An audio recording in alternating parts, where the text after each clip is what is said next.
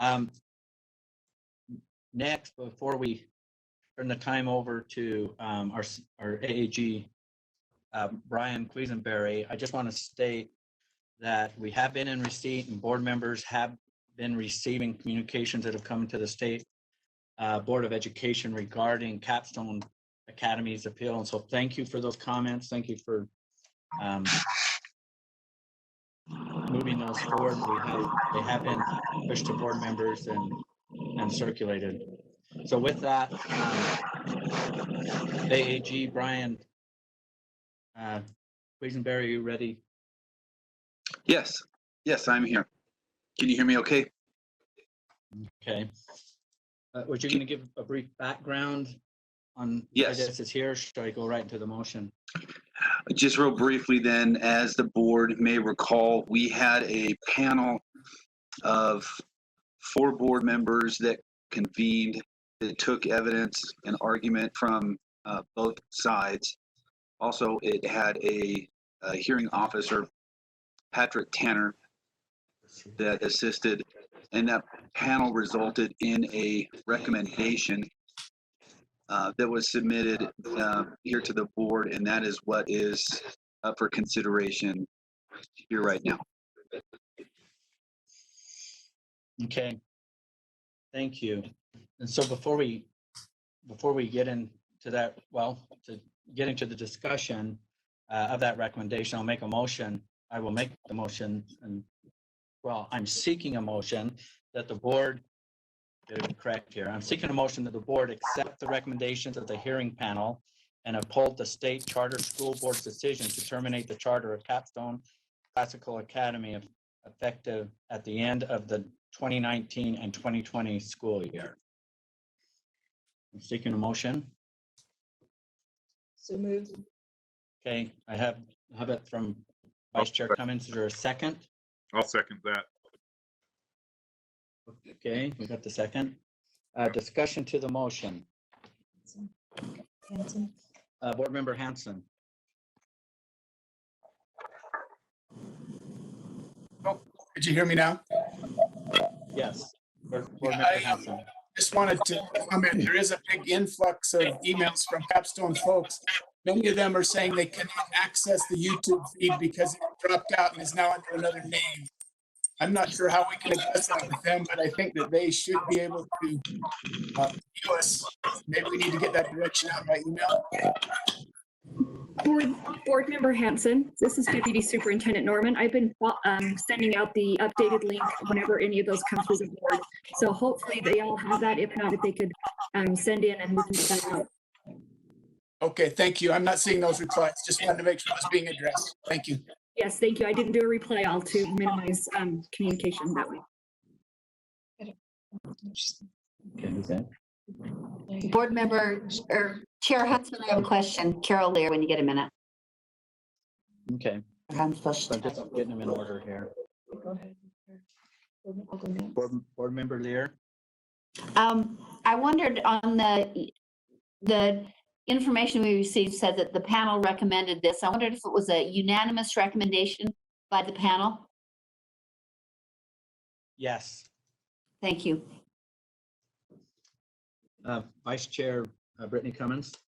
I do have one question. So as a member of the panel in the hearing, we had received, part of the reason why we supported moving forward with this is because of the due date of a significant chunk of money next semester. And so there was testimony that said that it was due at the end of next summer. And then there's some emails that are saying that those deferred payments are not due. And so I was wondering if there's any, I don't know if there's anybody possible that can give clarification to the differences between that information that we heard in testimony from board members of Capstone. Then there was the testimony of Highmark, which was the lending institution, and they were talking about the time of refinance. And so then there's emails that now are trying to clarify that there isn't this big chunk of money due at the end of next summer. And so I'm just a little bit worried about moving forward if we don't have correct information.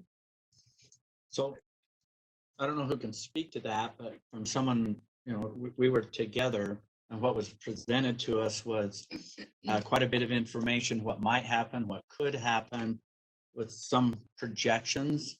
And as I participated in that panel, I weighed everything that was presented before me at that time, including what was speculative. And that's how, as I remember our conversations as the panel, is that's what we weighed our decision on. And so I haven't received any assurances or anything outside of that, except for some of these emails that get into details of, oh, we're on track, or a bunch of things that have happened. And so I haven't seen anything that has changed where I would be in supporting the motion that's before the board today. Chair Huntsman. Okay, let me go back to just 1 second. Let me go back to Vice Chair Cummings real fast, because she can't fly her. She's right here, so she doesn't put her hand up in here. So we heard testimony from board members and their staff that talked about the due date of this money, and so they had their projected budget out several years, and it did not include the repayment of this substantial amount of money. When Highmark gave their testimony, they talked about payment due at refinance, but there was no clarification as how those two things come together. And yet some of these emails are talking about that Highmark was right and not their board members, basically saying that Highmark testified that the payments have been reduced and that they're not due until after Capstone buys the building, which kind of changes their long-term possibility of moving forward. Can change, like we don't have the current numbers in front of us that say here's what their long-term budget looks like. And so I'm just a little bit concerned about moving forward with this motion. If we could get some finalized like long-term projections of what it looks like with a repayment not at the end of next summer. And so I'm just a little bit concerned, because if we continue with this motion today and we aren't 100% sure that is, I think there's some significant consequences of us moving forward if those numbers possibly were not given to us in a manner that matched up at that point. So anyways, I'm just going to say that. okay. Board member Hanson. I'll make a motion to postpone for the reasons expressed by Vice Chair Cummins, and would like to hear, I'll make the motion. Okay, motion to postpone. I'll second. We have a second. Okay, let me discuss. So let me just ask a quick question of our AAGs. I understood this was really time sensitive. Yes, or is it? Yeah, that's been my understanding as well, since we're getting down to the end of the semester.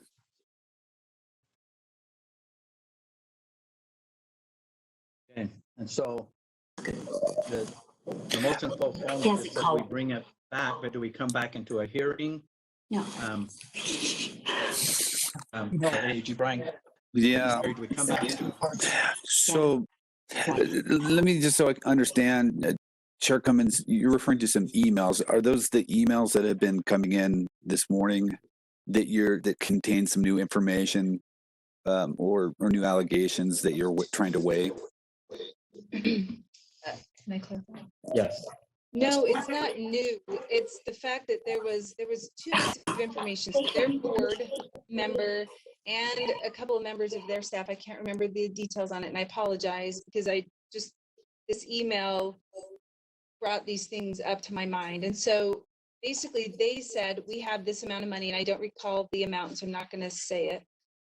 But it was a significant amount of money that was deferred payments that were told to us that they were due at the end of the summer 2021, I believe.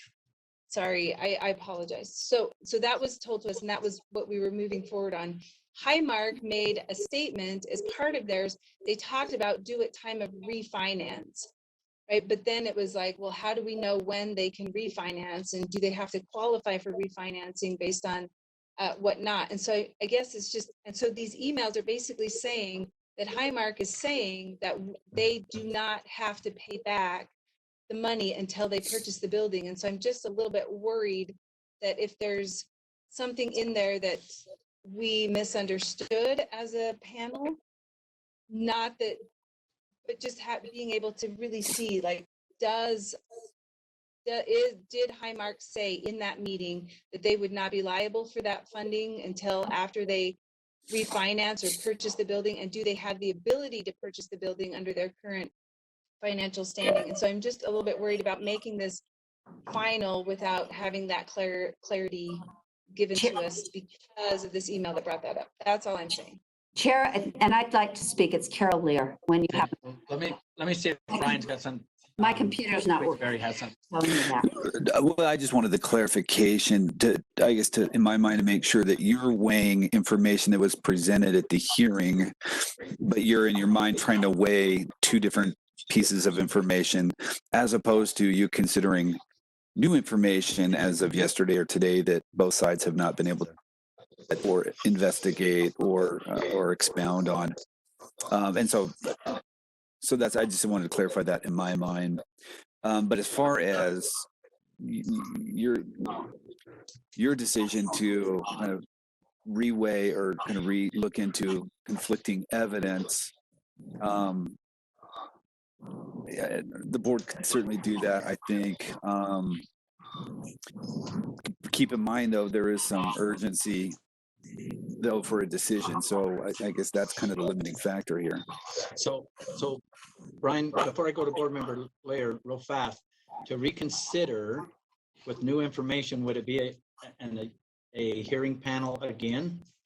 Potentially, yeah. If you're going to accept new That's what I'm information, sensing. new evidence that was not presented to the panel, 2-3 weeks ago, then yeah, and you're potentially looking at a new hearing. Okay. Unless we the need parties would to- stipulate to something different. And so just so I understand, the motion to postpone will allow a little bit of that vetting to happen, which might be another panel or something else, or this comes back to our board in the future. So we're going to wait. That's what the postponement would do. Is that right? Yes. Brian? Yes. Okay, board member, I just want to understand. Okay, board member Lear? My concern is that if the information, both parties knew they were supposed to provide the information at this mediation, and they had the opportunity to prepare and bring their information and get it straight. And to second guess now that mediation process, I find very inefficient and very unfair. Because if the idea is to reconsider information that we're unilaterally receiving in very random emails, then I absolutely want to have an opportunity for David Jones to prepare, for the State Charter Board to prepare, so that there is a very fair response to these emails. And I thought that the process of this mediation was to give both parties an opportunity to present their best evidence, close, and then bring it to the board. So this could go on forever. If some of the individuals that are advocates for Capstone don't like a new decision, then there'll be more emails about information we didn't receive, and another 2 months. I just feel very strongly that that's the process that was followed by the board, and that was the opportunity by all involved to provide their best evidence. And to keep second guessing the recommendation is not the purpose of these proceedings. And I'm a process person. So that's why I am absolutely strongly feel that I would vote against the motion to delay. But if the motion goes to delay, then I absolutely want the others to be able to prepare and provide information that they would provide that may be completely contrary to the 50 odd emails we're receiving. Board member Belknap?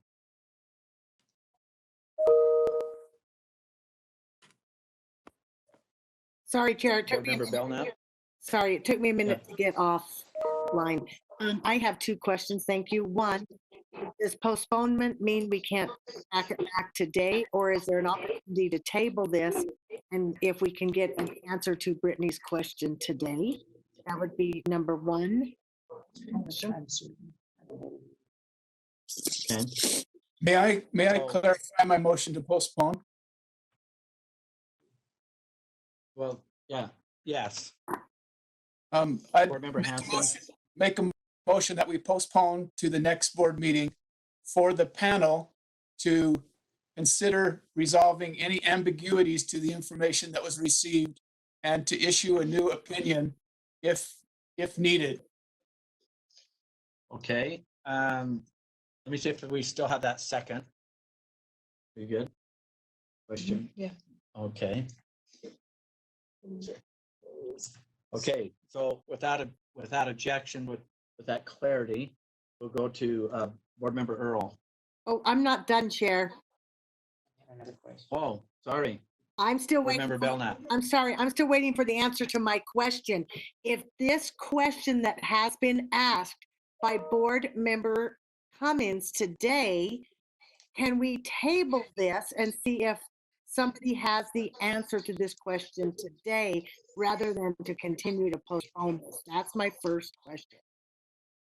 Well, This motion fails and another motion. if this motion fails, then we can bring that back, but one of the challenges is vetting in a short period of time, how legitimate I and understand. have a good. Go ahead. Okay, I'm sorry. I understand that. My question is it this such a long drawn out question? Are we saying when is the money due?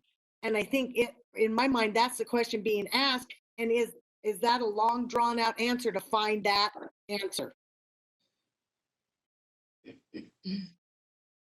Well, it might be because Okay, somebody's gonna need to validate it from the people that Yes. on the building right now. And okay. And Chair, my second That's- one? and here's the other piece is, and then it's to show, okay, where's the agreement? Just somebody that says, yeah, I think we will do it. It's gotta be more concrete than that. So Okay, So- and my number two is it's a little bit along Carol's lines. Why wasn't this brought up at the hearing? And if it was, has it already been vetted? And yet we're just hearing it again in a different manner. okay, you want to speak to that? Or somebody, so I'm not being on. Vice Chair Yeah. Cummins, do you want to speak to that particular topic? What we heard, what I recall that we heard at the meeting was several testimonies from Capstone of a due date of summer of 2021 of an excessive amount of money. And there was just no way to see how that was repayable, that they could work through and see how that would be repayable in that amount of time. There was also testimony by Highmark, and it just kind of in an off statement. And like I said, this is just based on my recollection right now, is that Highmark made a statement during their testimony, and they were called by the state charter school board to testify. They made a comment of repayment at time of refinance. And so at the time, the questions didn't come in my mind because I was thinking, well, that must be coincide with the comments that were made with Capstone as a due date, but there may have been some misunderstanding. So that's my question is, who was misunderstanding what information, who was stating it correctly? And so when the emails came in today, it just brought up that question. There was the statements made there. Were they contradictory? Did they match somehow? I don't know how to resolve that right here, but it just brings up the question. Okay. And when you go to the kind of our panel findings that you guys have in there, there's three areas of concern, and this is just one of them of the issues that I had as a member of that panel. But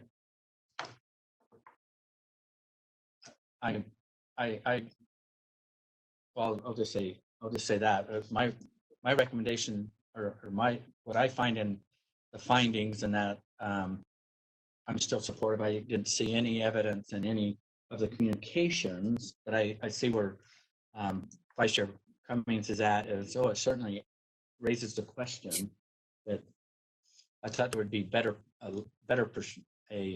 better procedure or a better way of communicating the reality of their change, that I haven't seen that. I just have notices of change. So, Board Member Earl. Board Member Earl. Am I on? Yep. Board Member Earl. So I would just like to articulate the same thing Brittany's saying, is that, because I looked back over the information just the other day, and there is a significant amount due next summer, and I could tell you the amount. I have it it's around $800,000. But if there is additional information where as far as this becoming due at a different time, I think it would change the outcome. But there would need to be some time to look at those numbers and see what the direction would be there, or if it even would make an impact or not. It may not. I would speak in agreement to this, to look into this further. This is this is something people are really committed to. To work towards finding the best outcome, both for them and for what needs to happen, as well as supporting the charter school board would be the best way to proceed. Board Member Marsh. Thank you, Chair Huntsman. After having looked at that, read all of the emails that we have received, I'm still struggling with the fact that due diligence hearings with the state charter board, that's rolled into a panel of meetings where it got looked at a second time, and now we're here at the last minute trying to revive it with board members talking about the issue at hand. That's mostly just the finances. It has nothing to do with the effort of the teachers, the students, the parents. That all sounds like everybody's working as hard as they can, but at the same time, why are we at this point after 2 or 3 looks hesitating to say, you know what, maybe we better pull the plug, because we're already have had to deal with issues of mismanagement of funds, and all we're going to do is possibly put ourselves into a tight spot if we continue farther with this. I think that the point been brought out during the hearing, either through the state charter board or through the panel.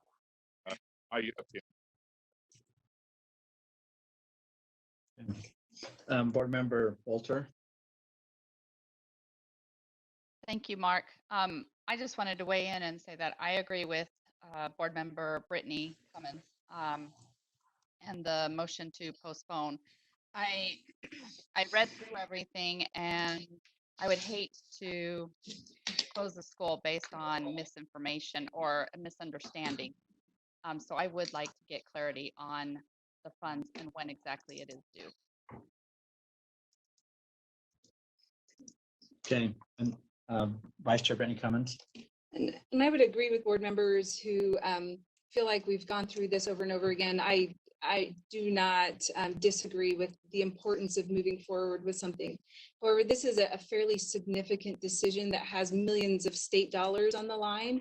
And I just want to make sure that we are very conscientious that we are making this decision based on the best information, that there wasn't misinformation that we had at the time of that decision for the panel. And so I just want to doubly check that we had the correct information when we made our recommendation, not that we need new information or we want to rehash anything. I just want to get some clarification that we made this decision with the correct understanding.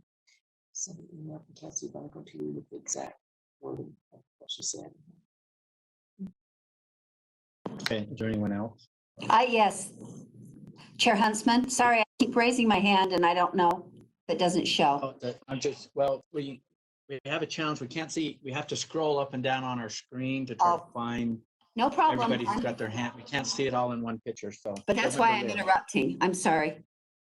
It's Board Member Lear. I am okay with postponing. I'll probably vote against it, but I'm okay with it. I just want to make sure that we get both parties involved again, that the hearing is reconvened, that the hearing officer is present, that those who testified previously are there, that that there's the opportunity for both parties to check their work and provide that whatever corroboration they have, whatever evidence they have, so that we don't get just one party's view of this.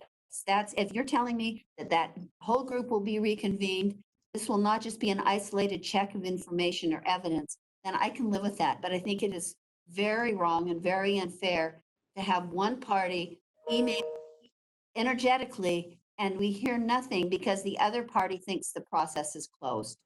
And I just want to make sure that we have both parties have an opportunity to present their evidence about what the truth of these figures are. Thank you. Well, that'll, I believe moving forward, we'll see what evidence is there. We'll try to validate it.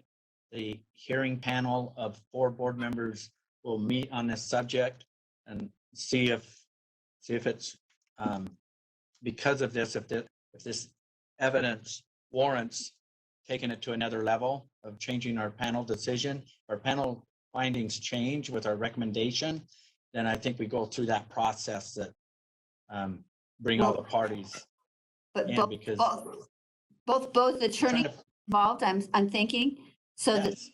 yes, if there's enough evidence to warrant changing the panel findings, yes, we would probably, that would be the next course of action, I believe. But I don't, what would happen.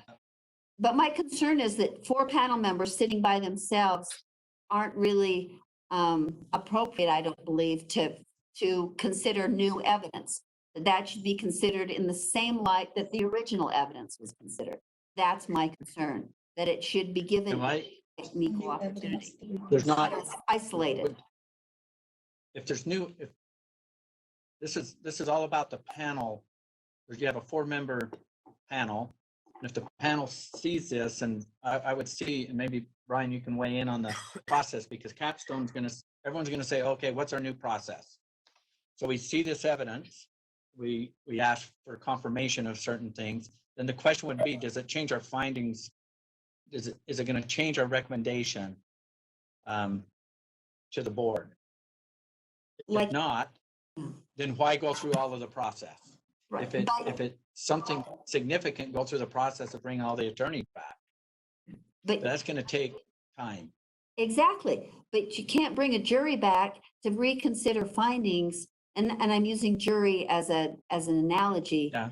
Consider findings without having all parties having equal time, having equal advice about the accuracy of the new evidence versus the old evidence. Okay, well, Brian, can you weigh in on the next step?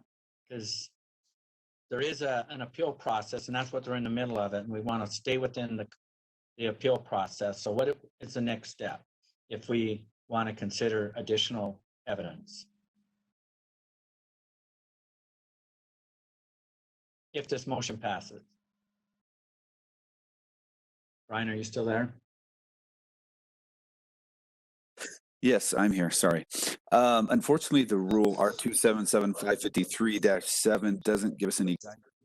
So my sense would be to get the panel together and decide a fair process in which to resolve this factual question that could take that could be requesting and receiving supplemental briefing from the attorneys on both sides, that could be having maybe representatives or attorneys from both sides meet with the panel, or that could be taking witness evidence from kind of a more expanded, robust type of rehearing. So I guess I would like to sit down with the panel members and Patrick Tanner and see maybe what's the most efficient, effective, quick way to come up with a process that would be fair enough and get the information in question.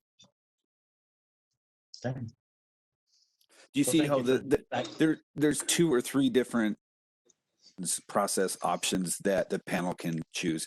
Obviously, we want to be fair, not one-sided, and give each side a chance to, I guess, supplement on this particular factual question. Thank you, Brian. Board Member Davis.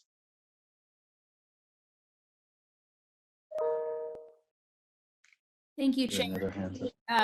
Assuming that the $800,000 is the same that's due in the summer of 2021 is the same amount of money that we are talking about when we say that this repayment will be due at the term of finance.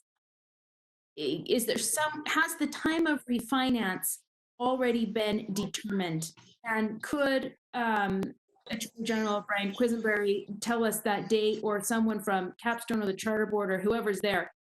What is the date of refinance? And is it 5 years from the summer of 2021, or are we talking about a short distance? Because that could change the way that some of us vote today.